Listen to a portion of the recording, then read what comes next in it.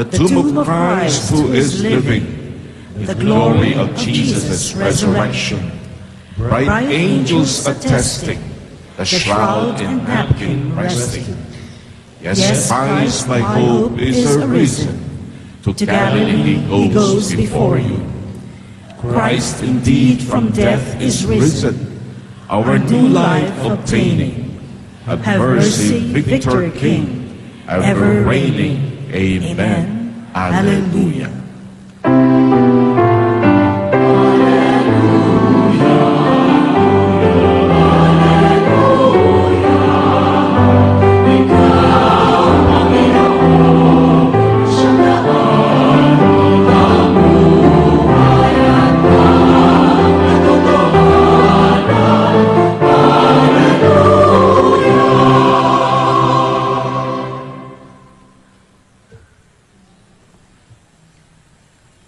The Lord be with you.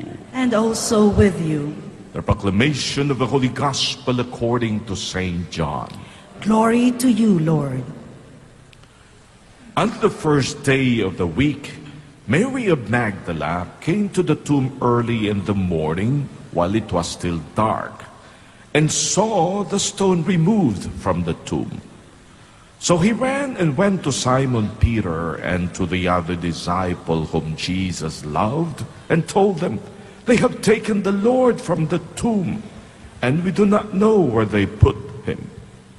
So Peter and the other disciple went out and came to the tomb. They both ran, but the other disciple ran faster than Peter and arrived at the tomb first. He bent down and saw the burial clothes there, but did not go in. When Simon Peter arrived after him, he went into the tomb and saw the burial clothes there, and the cloth that had covered his head, but not with the burial clothes, but rolled up in a separate place. Then the other disciple also went in, the one who had arrived at the tomb first, and he saw and believed. For they did not yet understand the scripture that he had to rise from the dead. Sisters and brothers, the gospel of the Lord. Praise to you, Lord Jesus Christ. Please be seated.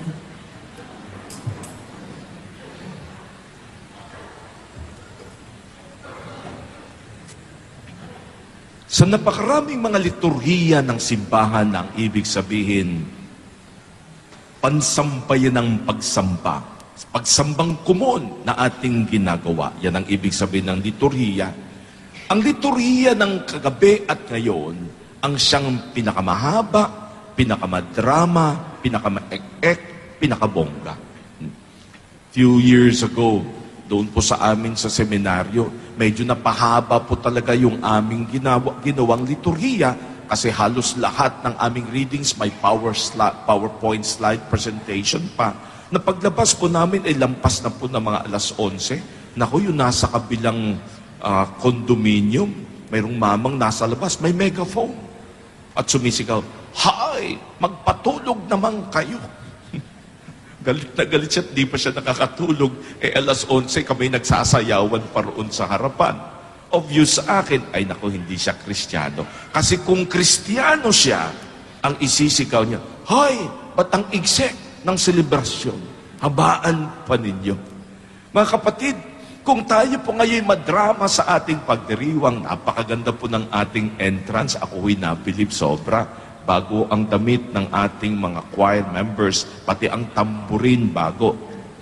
At ang pagkaawit ng ating responsorial sa Dominic, yan ba'y composition mo? Gawa niya yun. Yung kanyang komposisyong inawit niya. You know, ako'y tuwang-tuwa that we have reason to celebrate today.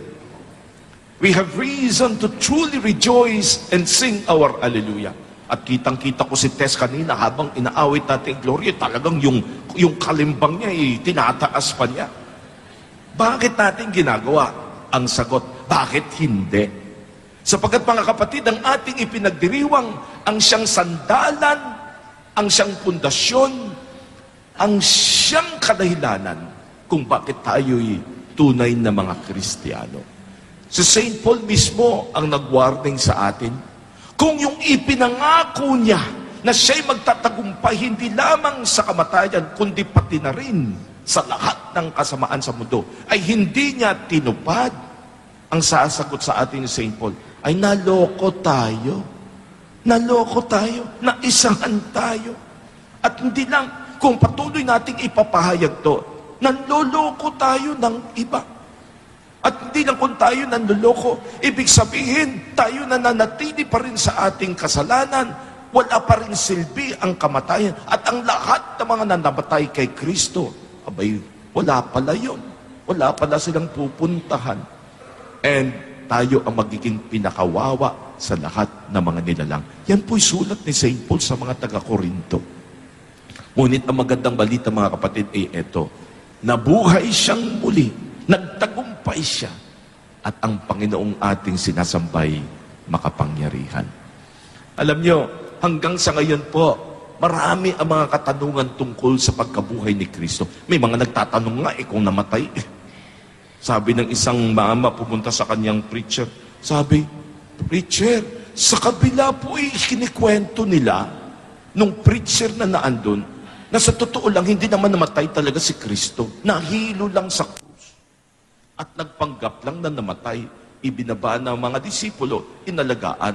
Kaya hanggang ngayon, sinasabing namatay, hindi naman ho talaga. Sagot ng preacher doon sa kanya, bumalik ka roon sa community yon at sabihin mo sa preacher, ganito ang gawin ninyo. Kayo ho'y magpatali sa isang haligi at magpahagupit po kayo ng 39 na beses sa isang sinasabing cut of tails na yung apat na pag inampas kayo may tanggal pang balat. 39 na beses po ninyong gawin yon. Tapos magpaputong kayo ng korona ng tinik at pagkatapos magpasan kayo ng krus at pagkatapos magpapako po kayo sa krus at pagkatapos magpabilad po kayo ng 6 na oras. Titignan ko lang kayo kung buhay pa kayo. Mga kapatid, mahirap paniwalaan ng isang mahina ang katawan. Dumaan sa ganong paghihirap ay muling mabuhay pa. Ngunit para sa atin, eto ho ang katotohanan. May isang mama pumunta sa isang kaibigan sa Africa at ang sabi, nais ko sana magtatag ng relihiyon Ilang beses ko nang tinry ay talagang hindi makaangat sa lupa. Talagang palagi napapalpak. Ano bang aking gagawin? Sagot sa kanya nung matanda, ay naku iho, napakasimple yan. Ganito, mangako ka sa mga disipulo mo na 3 araw pagkatapos na ikay mamamatay, mabubuhay ka. Kaya pagkatapos noon, magpapapako ka sa krus, mamatay ka, mabuhay ka muli. Siguradong marami ang susunod sa inyo.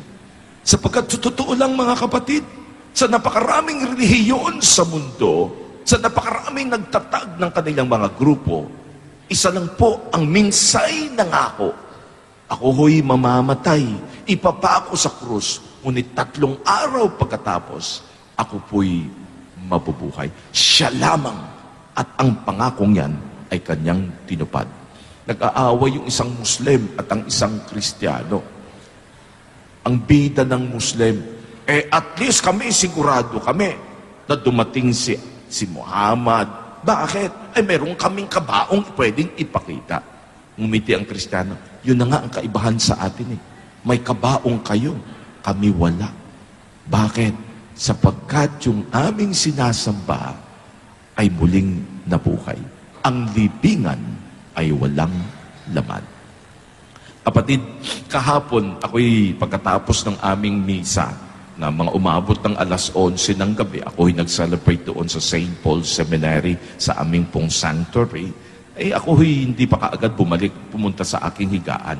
Nagpunta po ako sa aming television area kasi wala akong TV sa kwarto.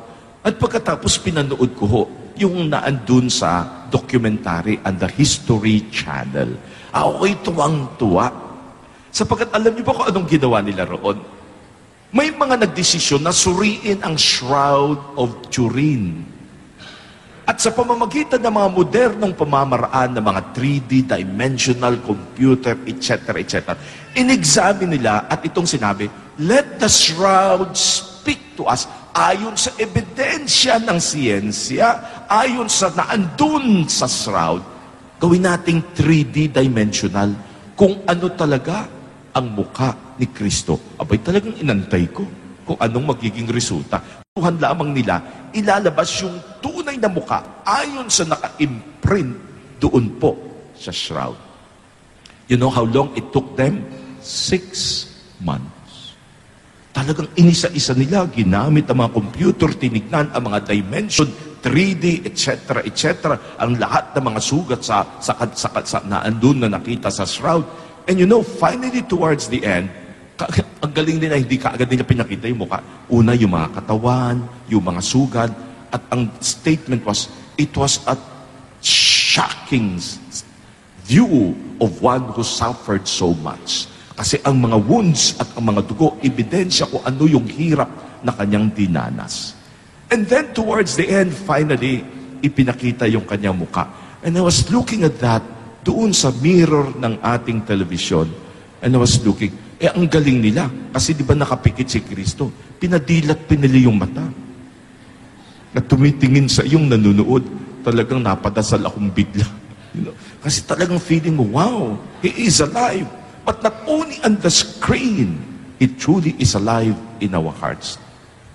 Alalahanin niyo mga kapatid, yung statement ni Mary Magdalene nang siya'y pumasok sa tomb was to declare, wala na yung kanyang katawan. In fact, ang iba'y sasabihin, ninakaw siya. They took his body away. Ninakaw siya. Ito namang si Pedro at si Juan, siyempre nataranta. Pag ninakaw ang katawan, naku, ano na lang ang mangyayari sa atin? And so they wanted, of course, to have Jesus with them. Up to that moment, they still could not believe that He was going to rise from the dead. They saw His body. He died. He was completely a person immobile, wounded by the so many wounds that He received. Nang tinanggal siya sa krus, inilagay pa siya sa mga kamay ni Maria. Isang bangkay ang kanilang nakita. And so when they were told that his body was not there, yung dalaway nagtatatakbo. Na unang dumating si Juan na mas bata, sumilip siya, ngunit inantay ang mas nakakatandang si Pedro na pumasok.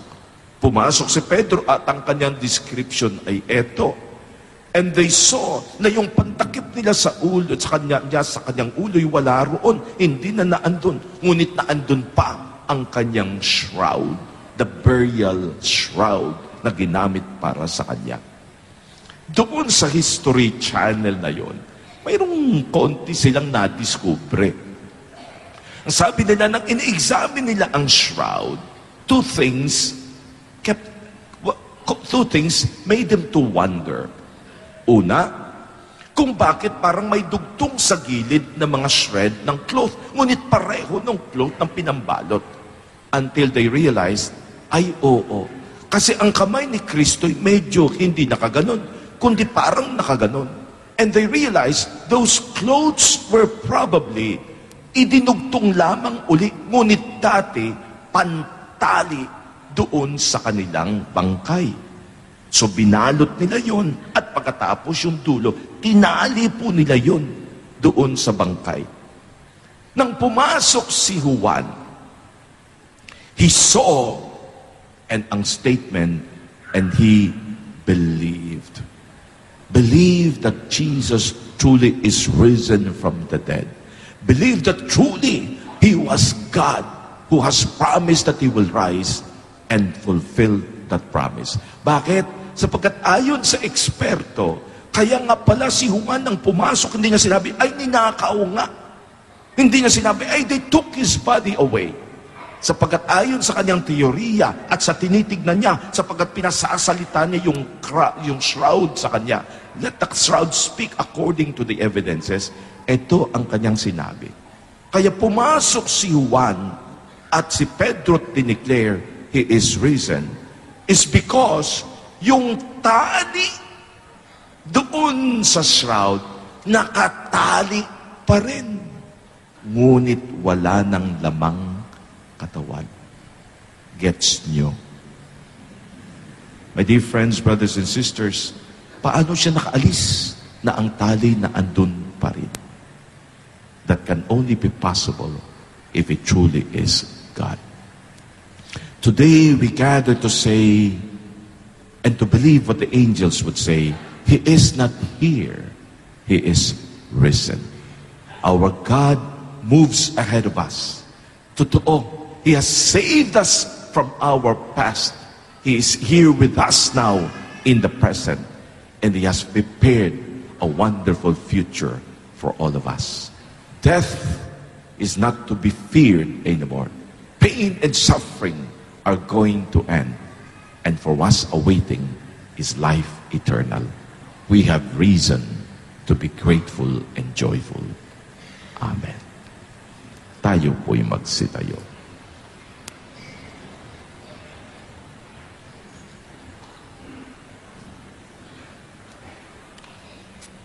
Dear friends, through the Paschal mystery, we have been buried with Christ in baptism, so that we may rise with Him to a new life. Now that we have completed our Lenten observance, let us renew the promises we made in baptism, when we rejected Satan and his works, and promised to serve God faithfully in His Holy Catholic Church. And so, sasagot po natin ang mga ipinangako natin at pinangako sa atin ng mga magulang at ninang ng ating binyagan. Do you reject sin so as to live in the freedom of God's children? I do. Do you reject the glamour of evil and refuse to be mastered by sin? I do. Do you reject Satan, father of sin and prince of darkness? I do. Do you believe in God the Father Almighty, creator of heaven and earth? I do. Do you believe in Jesus Christ, His only Son, our Lord, who was born of the Virgin Mary, was crucified, died, and was buried, rose from the dead, and is now seated at the right hand of the Father? I do. Do you believe in the Holy Spirit, the Holy Catholic Church, the communion of saints, the forgiveness of sins, the resurrection of the body, and life everlasting? I do. God, the all-powerful Father of our Lord Jesus Christ, has given us new birth by water and the Holy Spirit, and now has forgiven all our sins. May He also keep us faithful to our Lord Jesus Christ, who has risen and is God forever and ever. Amen. At ngayon po'y iikot ang pari at ang mga ministers, at kayo po'y bibinditahan, and as the water reach you, make the sign of the cross to profess that in the cross of the risen Lord, we have been saved.